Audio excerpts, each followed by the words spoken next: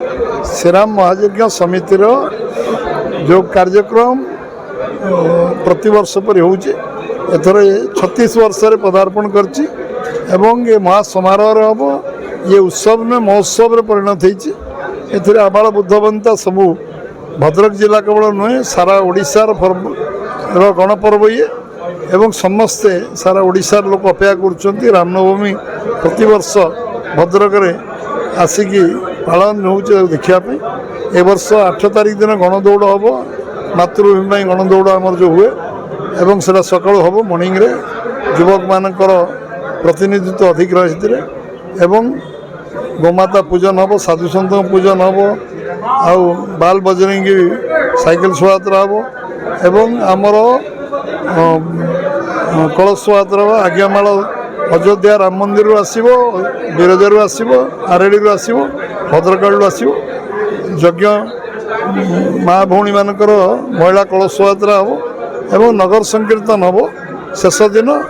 मझिरे 26 तारिख दिन ये हनुमान चालीसा एवं ये भव्य कार्यक्रम जो चलो सांस्कृतिक 7 दिन धरी ये उत्सव मुखरित हम एवं नगर संकीर्तन 12 किलोमीटर नगर संकीर्तन भद्रक शहर परिक्रमा करूँ एवं निश्चित भाव में एथिरे आपण मानकर बहुत बड़ योगदान रहिबो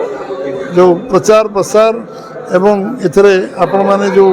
एक लोक सूचना देवा एवं ये कार्यक्रम को सफल करिवारे सबु लोकंकर सहयोग एटा होचे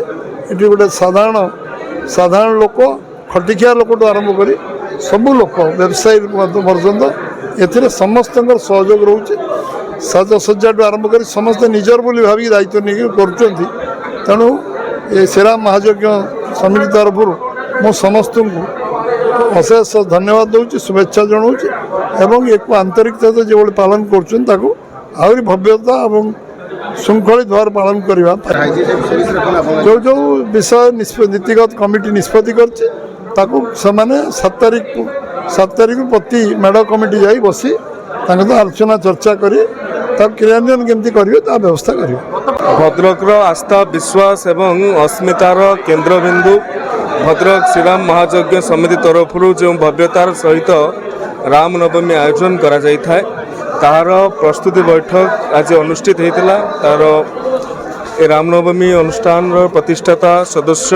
श्रीयुक्त मनमोहन सामल महोदय एवं समस्त स्थानीय जनप्रतिनिधि मानकर उपस्थिति रे केउभली भाव में गणदौड़